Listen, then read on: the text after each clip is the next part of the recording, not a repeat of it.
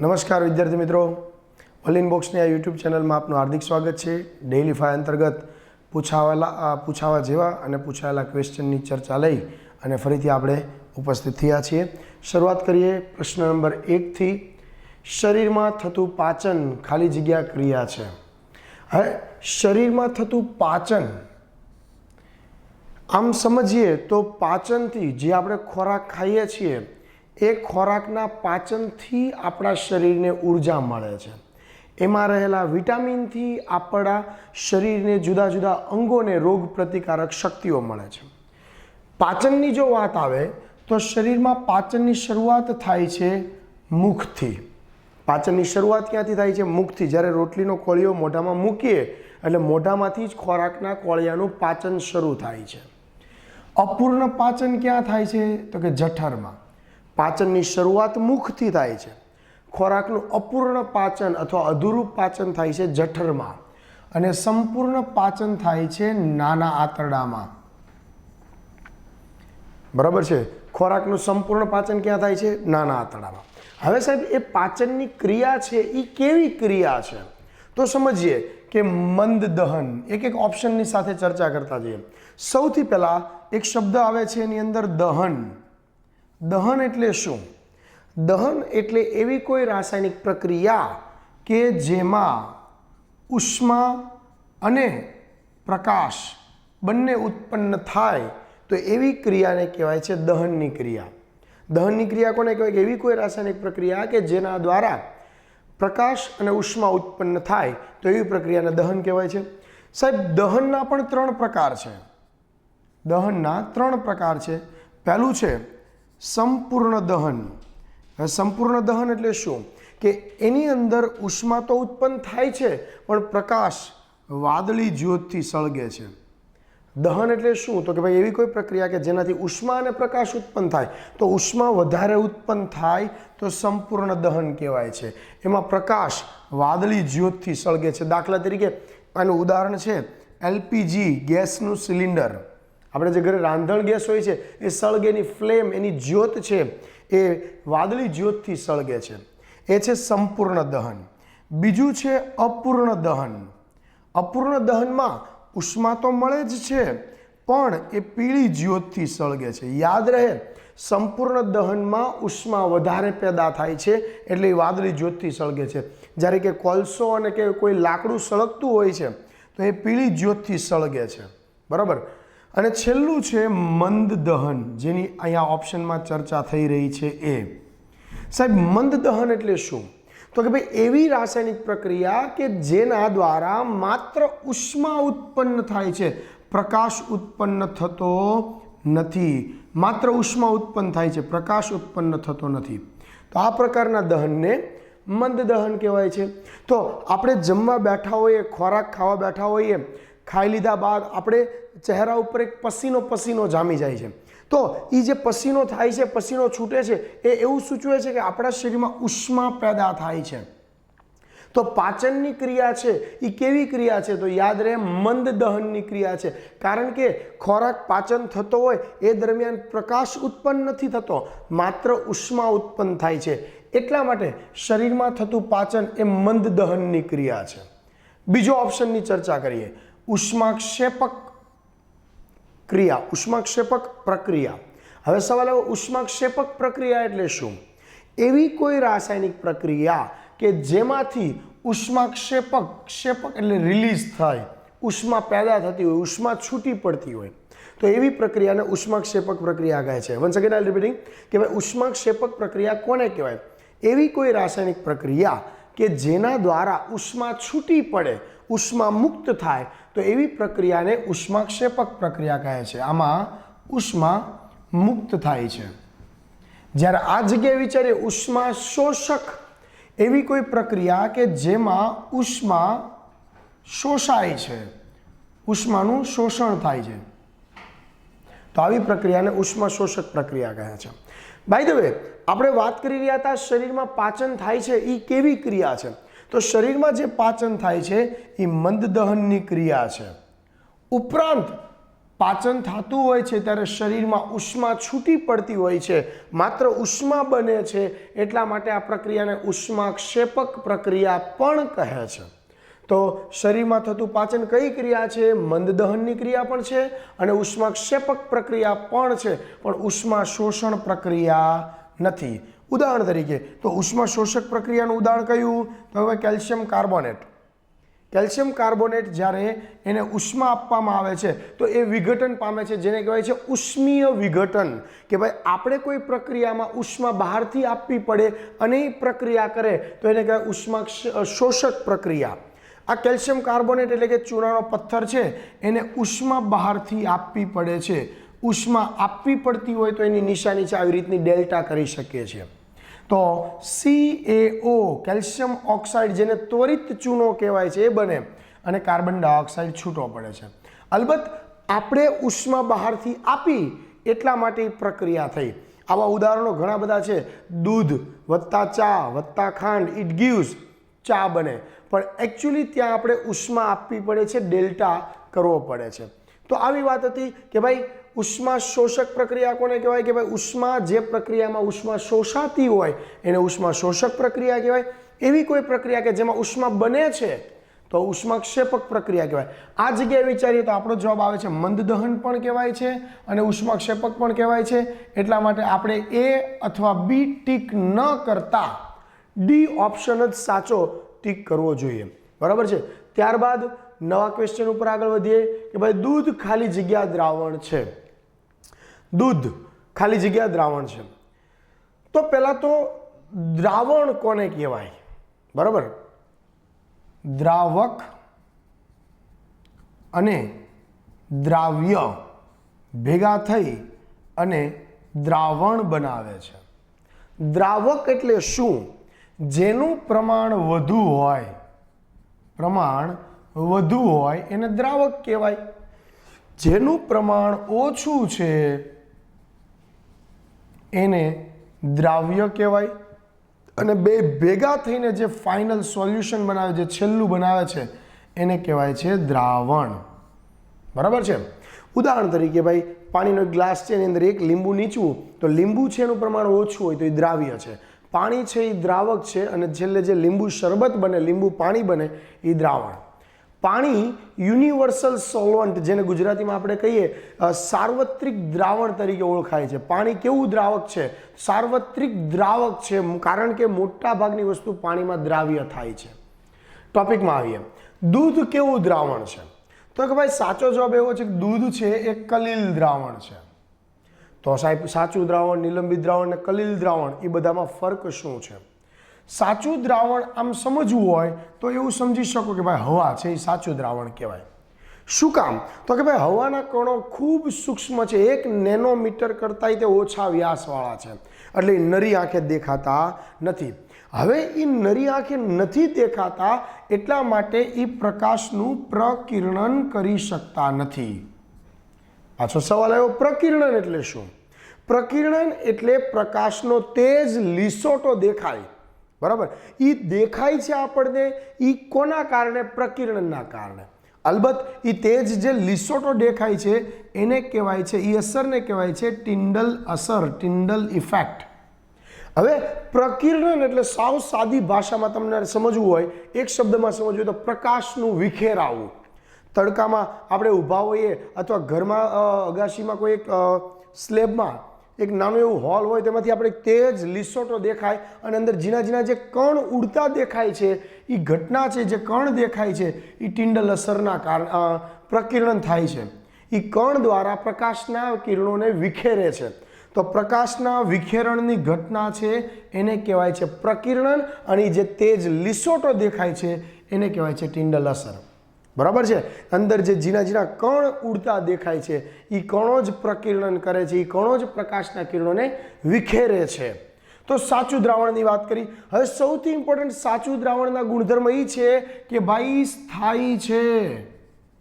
સ્થાયી છે એટલે શું? કે સાચું દ્રાવણ પડ્યું રહેવા દઈએ, ખલેલ પહોંચાડ્યા વગર મૂકી દઈએ તો એ દ્રાવણ બધું તળિયે જમા નથી થઈ જતું. ઉદાહરણ તરીકે અહીંયા હવા છે આપણી આજુબાજુ, તો હવા થોડી વાર સ્ટેબલ નથી રહી શકતી, અથવા હવા છે નીચે જમીન ઉપર બેસી નથી જતી. તો એ હવામાં કણો એના ઉડતા જ રહે છે, તો એ સાચું દ્રાવણ છે. નિલંબિત દ્રાવણથી જ સમજી શકીએ. ઉદાહરણ તરીકે આપણે ચૂનો, માવામાં નાખવાનો ચૂનો કયો કે ભાઈ દિવાલે ધોળવાનો ચૂનો કયો કે જે ચૂનો કયો, એ ચૂનો પડ્યો રહેવા દઈએ તો એ બધા ચૂનાની અંદર જેટલા કણ છે એ બધા તળિયે બેસી જાય છે. તો એ ચૂનાના જેટલા કણ છે એ બધા તળિયે બેસી જાય છે, એટલા માટે એમાં એ અસ્થાયી દ્રાવણ છે. એ સ્થાયી રહી શકતું નથી, જેમ હોય એમ નથી રહી શકતું. ચૂનાનું જે પાર્સલ છે પડ્યું રહેવા દે એટલે ચૂનાના બધા કણ તળિયે બેસી જાય છે, બરાબર. તો એ અસ્થાયી દ્રાવણ છે, નિલંબિત દ્રાવણ છે. એના કણો નરી આંખે દેખાય, આપણને દેખાય રીતસરના કણો કે નીચે બેસે છે. તો એવા દ્રાવણને નિલંબિત દ્રાવણ કહેવાય છે. અને સાચું દ્રાવણ અને નિલંબિત દ્રાવણની વચ્ચેનું જો કોઈ દ્રાવણ હોય તો એ કલીલ દ્રાવણ છે. દૂધના કણો છે એ નરી આંખે દેખા શકતા નથી, બરાબર. ઘણા બધા કણો ભેગા થાય તો આપણને ખબર પડે કે દૂધ છે એ સફેદ છે. અલબત્ત કલીલ દ્રાવણ છે એ પણ સાચું દ્રાવણ છે. એમાં પ્રકીર્ણન થાય છે, ટિંડલ અસર દેખાય છે. જો કણો નરી આંખે દેખાય એવા હોય તો પ્રકીર્ણન થાય, એટલે કે પ્રકાશના કણોને વિખેરી શકે. તો દૂધ છે એ કલીલ દ્રાવણ છે, બરાબર. એ સ્થાયી દ્રાવણ છે કે ભાઈ દૂધને પડ્યું રહેવા દઈએ તો દૂધ છે એ તળિયે બેસી જાય, પાણી ઉપર આવી જાય, એવું થતું નથી. એટલે આ કલીલ દ્રાવણ છે એ સ્થાયી દ્રાવણ છે. સવાલ શું છે કે દૂધ કેવું દ્રાવણ છે? તો દૂધ છે એ કલીલ દ્રાવણ છે. મિશ્ર દ્રાવણ એને કહી શકાય નહીં. તો સાવ સિમ્પલ સવાલ છે કે દૂધ કેવું દ્રાવણ છે? તો કે ભાઈ દૂધ છે એ કલીલ દ્રાવણ છે. ચૂનો કેવો દ્રાવણ છે? પીગાળેલો ચૂનો કેવું દ્રાવણ છે? તો કે ભાઈ નિલંબિત દ્રાવણ છે. પછીના સવાલ ઉપર જઈએ કે ભાઈ બેક્ટેરિયાનું કૃત્રિમ સંવર્ધન કોને કર્યું? કોઈ છોકરાએ પૂછેલું કે ભાઈ બેક્ટેરિયામાં ઘણા બધા વિવાદ રહેલા છે. દાખલા તરીકે બેક્ટેરિયાનું કૃત્રિમ સંવર્ધન, કૃત્રિમ રીતે બેક્ટેરિયાને સેવ્યા કોણે, બનાવ્યા કોણે? તો સમજો કે બેક્ટેરિયાની શોધ કરી હતી એન્ટોની લ્યુવનહોક. બેક્ટેરિયાની શોધ કોણે કરેલી? તો કે ભાઈ એન્ટોની લ્યુવનહોકે બેક્ટેરિયાની શોધ કરેલી. એરનબર્ગે બેક્ટેરિયાનું નામ આપ્યું. નામ કોણે પાડ્યું? એરનબર્ગે, બરાબર. તો બેક્ટેરિયાની શોધ કરી હતી લ્યુવનહોકે, એને બેક્ટેરિયા એવું નામ આપ્યું હતું એરનબર્ગે. પણ બેક્ટેરિયાનું કૃત્રિમ સંવર્ધન કરનાર હતા રોબર્ટ કોચ. આ ધ્યાન રહે, બરાબર છે. ત્રણેયમાં થોડું ધ્યાન રાખવું કે બેક્ટેરિયાનું કૃત્રિમ સંવર્ધન, કૃત્રિમ રીતે સેવ્યા કોણે? તો રોબર્ટ કોચ. બેક્ટેરિયા નામ કોણે આપ્યું અથવા બેક્ટેરિયા શબ્દનો સૌપ્રથમ ઉપયોગ કોણે કર્યો? તો એરનબર્ગ. બેક્ટેરિયાની શોધ કોણે કરી? તો એન્ટોની લ્યુવનહોક. આ અગત્યનો સવાલ છે જેમાં કન્ફ્યુઝન ઘણી બધી રહેતી હોય છે. ચોથો સવાલ કે ખાલી જગ્યા રંગસૂત્ર નાનામાં નાનું રંગસૂત્ર છે. રંગસૂત્ર જેને આપણે ઇંગ્લિશમાં કહીએ છીએ ક્રોમોઝોમ્સ. બાળક જ્યારે માતાના પેટની અંદર હોય છે ત્યારે 23 રંગસૂત્ર પિતામાંથી, 23 રંગસૂત્ર માતામાંથી ટોટલ 46 રંગસૂત્રો અથવા એને કહેવાય છે 23 જોડ રંગસૂત્રો ભેગા મળીને એક કોષનું સર્જન કરે છે. અલબત્ત એની ઘણી બધી પ્રક્રિયાઓ વચ્ચે થાય છે, પણ શોર્ટ એન્ડ સ્વીટ સમજીએ કે ભાઈ રંગસૂત્ર માણસમાં કેટલા આવેલા છે? તો કે ભાઈ માણસમાં રંગસૂત્રો 46 રંગસૂત્રો હોય છે. જોડ પૂછાય તો 23 જોડ. હા, આ રંગસૂત્ર ક્યારેક વધઘટ હોય, આનુવંશિક ખામી સર્જાય. રંગસૂત્ર ક્યારેક ઘટી ગયા હોય અથવા વધી ગયા હોય તો ટર્નર સિન્ડ્રોમ, ડાઉન સિન્ડ્રોમ જેવી આનુવંશિક બીમારી થાય છે આવનાર બાળકમાં. તો રંગસૂત્ર ક્યાં આવેલું હોય છે? રંગસૂત્ર આવેલું હોય છે કોષના કોષ કેન્દ્રમાં. સવાલ કોઈ એક્ઝામ આવેલો, ડીએનએ ક્યાં આવેલો હોય છે? તો કે ભાઈ ડીએનએ રંગસૂત્ર ઉપર આવેલા હોય છે. ડીએનએ નું કામ શું છે? આનુવંશિક લક્ષણોનું સ્થળાંતર કરાવે. પિતૃ પેઢીમાંથી લક્ષણો અનુગામી પેઢીમાં લઈ જાય. કોણ? ડીએનએ. ડીએનએ નું પૂરું નામ ડીઓક્સી રિબોન્યુક્લિક એસિડ. ડીએનએ નો ટુકડો હોય, ડીએનએ નો કાર્યરત ખંડ હોય, એને કહેવાય જનીન. ડીએનએ ક્યાં આવેલા હોય છે? રંગસૂત્ર ઉપર. રંગસૂત્ર ક્યાં આવેલા હોય છે? કોષ કેન્દ્રમાં. શેના બનેલા છે? પ્રોટીનના બનેલા છે. રંગસૂત્ર 23 માતામાંથી, 23 પિતામાંથી, એમ ટોટલ 46 રંગસૂત્ર ભેગા થઈ અને કોષનું સર્જન કરે છે. હવે 23 જોડ છે રંગસૂત્ર, એમાંથી પેલી 22 જોડ છે એને કહેવાય છે દૈહિક રંગસૂત્ર, જે શરીરની રચના માટે જવાબદાર છે. એ 23 માંથી 22 જોડ રંગસૂત્રો છે એ દૈહિક રચના માટે જવાબદાર છે, એટલા માટે એને કહેવાય છે દૈહિક રંગસૂત્ર. જ્યારે 23મી જોડ છે એ 23મી જોડને કહેવાય છે લિંગી રંગસૂત્રની જોડ. લિંગી રંગસૂત્રની જોડ. લિંગી રંગસૂત્ર કયું છે તો કે વાય લિંગી રંગસૂત્ર તરીકે ઓળખાય છે. બધી જોડની અંદર XX રંગસૂત્ર આવેલા હોય છે, પરંતુ પુરુષમાં છેલ્લું રંગસૂત્ર હોય છે એ X અને બીજું રંગસૂત્ર પ્રમાણમાં નાનું જોવા મળે છે, એને કહેવાય છે વાય રંગસૂત્ર, જે આવનાર બાળકનું લિંગ નક્કી કરે છે. જો બંને રંગસૂત્ર X હોય તો આવનાર બાળક છે એ માદા જન્મે. જો X રંગસૂત્ર અને પુરુષમાંથી વાય રંગસૂત્ર આવે તો એ આવનાર બાળક છે એ નર તરીકે જન્મ લે છે. આમ આવનાર બાળક છે એ નર તરીકે જન્મ લેશે કે માદા તરીકે જન્મ લેશે એ કોના ઉપર ડિપેન્ડ છે તો કે ભાઈ એ નર એટલે કે પુરુષના રંગસૂત્ર ઉપર ડિપેન્ડ છે કે આવનાર બાળક નર હશે કે માદા. બીજી વાત કે લિંગ નિશ્ચયન માણસમાં થાય છે, લિંગ નક્કી માણસમાં થાય છે, એ કોના ઉપર આધાર રાખે છે? રંગસૂત્ર ઉપર આધાર રાખે છે.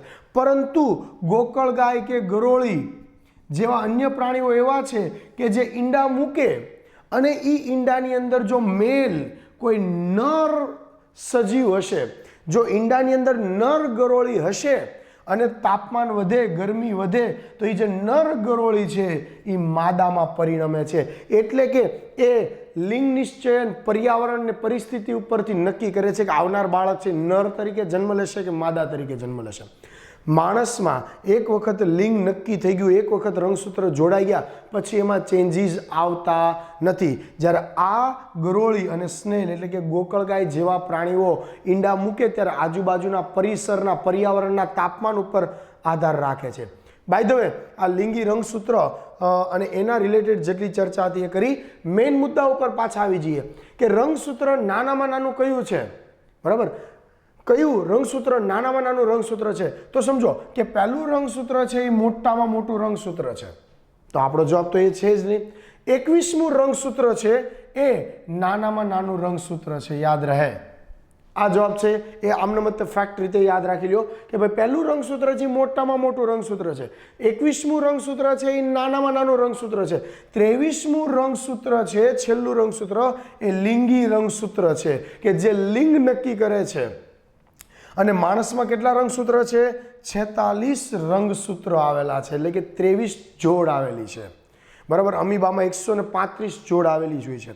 માણસને જ વિચારીએ તો 23 જોડ એટલે કે 23 જોડ એટલે કે 46 રંગસૂત્ર માણસમાં આવેલા છે.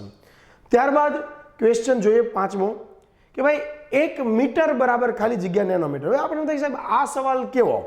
સાહેબ આ સવાલ જ્યારે પૂછાય ત્યારે મોસ્ટ ઓફલી પબ્લિક કન્ફ્યુઝ થઈ જાય છે અને આવા ઢગલો ક્વેશ્ચન પૂછાય છે.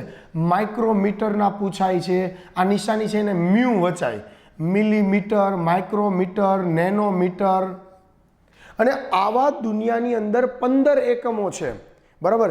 એક્ઝા, પેટા, Terra, giga, mega, kilo, હેક્ટા, deca, ડેસી, સેન્ટી, મિલી, માઇક્રો, નેનો, પિકો, ફેમ્ટો, એટો, ઝેટો, આવા ઢગલો એકમ છે. ગમે એ પૂછાય, આપણને આવડવું જોઈએ એવી સરસ મજાની એક ટ્રીક આપી દઉં તમને. ચલો, 1 મીટર બરાબર ખાલી જગ્યા નેનોમીટર.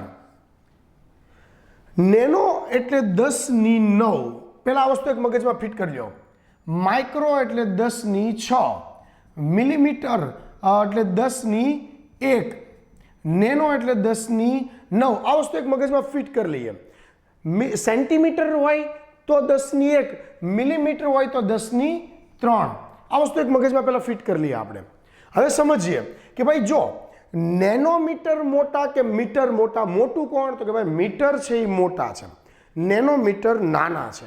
તો નેનોમીટરમાં હું શું હળી કરું કે જેથી બે સરખા થઈ જાય? તો કે ભાઈ નેનોમીટરને પ્લસ કરું તો બે સરખા થઈ જાય, એટલે અહીંયા જવાબ પ્લસ આવશે. કદાચ માણસો ગોખી લે કે ભાઈ નેનોમીટર એટલે 10⁹, તો પ્રોબ્લેમ આવો થાય, 1 નેનોમીટર બરાબર ખાલી જગ્યા મીટર. આવો સવાલ પૂછે તો અહીંયા ગોખેલું હોય તો માર્ક ગયા. આપણે વિચારવાનું શું છે કે ભાઈ નેનો એટલે 10⁹ પહેલાં આટલું તો લખી જ નાખવાનું 10⁹. હવે વિચાર કરો મીટર મોટા કે નેનોમીટર મોટા, તો કે ભાઈ મીટર છે એ મોટા છે, તો મીટરમાં હું શું હળી કરું કે જેથી બંને ઇક્વલ થઈ જાય, તો કે માઇનસ. આવો એક બીજો MCQ લઉં, 1 માઇક્રોમીટર બરાબર ખાલી જગ્યા મીટર. વિચાર કરો મીટર મોટા, માઇક્રોમીટર નાના, મીટરમાં હું શું કરું કે જેથી બંને ઇક્વલ થઈ જાય, તો કે ભાઈ મીટર એટલે માઇક્રોમીટર એટલે 10⁶, મીટરમાં હું શું કરું તો ઇક્વલ થઈ જાય, તો કે ભાઈ માઇનસ. ગમે એવો સવાલ પૂછે હવે આપણને આવડવો જોઈએ. થોડો ટ્વિસ્ટ લાવીએ, બે ભેગું કરીએ. ચલો 1 માઇક્રોમીટર બરાબર ખાલી જગ્યા નેનોમીટર. સાહેબ આને કંઈ સમજાય એવું લાગ્યું નહીં. વિચાર કરીએ, માઇક્રો એટલે 10⁻⁶, નેનો એટલે 10⁻⁹. અહીંયા -9 છે, એમાં હું શું કરું કે જેથી 10⁻⁶ થઈ જાય. -9માં હું +3 કરું તો -6 થઈ જાય. તો આપણો જવાબ અહીંયા આવવો જોઈએ 10⁻³ ઊંધું પણ પૂછાઈ શકે. 1 નેનોમીટર બરાબર ખાલી જગ્યા માઇક્રોમીટર. વિચાર કરીએ, નેનોમીટર એટલે 10⁻⁹, માઇક્રો એટલે 10⁻⁶. -6માં હું શું હળી કરું કે જેથી -9 થઈ જાય, 10⁻3. જુઓ તો એકદમ ઇઝીલી આવા કોઈ પણ ક્વેશ્ચન પૂછાય, આપણી પાસે જો થોડુંક બેઝિક ફંડા હોય તો તમે આરામથી ક્લેરિફાય કરી શકો છો. 1 મીટર એટલે કેટલા નેનોમીટર? નેનોમીટર એટલે 10⁹ લખી નાખ્યા પહેલાં તો મેં. હવે મીટર મોટા કે નેનોમીટર મોટા? તો કે ભાઈ મીટર મોટા. મારે કોની હળી કરવાની છે? તો કે નેનોમીટરની. નેનોમીટરમાં હું શું કરું કે જેથી બે ઇક્વલ થઈ જાય? પ્લસ કરો તો બંને ઇક્વલ થઈ જાય. તો સિમ્પલ. તો આ પ્રકારના ઘણા બધા MCQ તમે જાતે વિચારી શકો છો અને આવા પૂછાયેલા ઘણા બધા ક્વેશ્ચન તમે જાતે સોલ્વ કરી શકો છો. તો આજે અહીંયા સુધી રાખીએ. નેક્સ્ટ લેક્ચરમાં વધારે ઇન્ટરેસ્ટિંગ માહિતી, વધારે નવા ક્વેશ્ચન લઈ અને ફરીથી મળશું. ત્યાં સુધી જય હિન્દ, જય ભારત.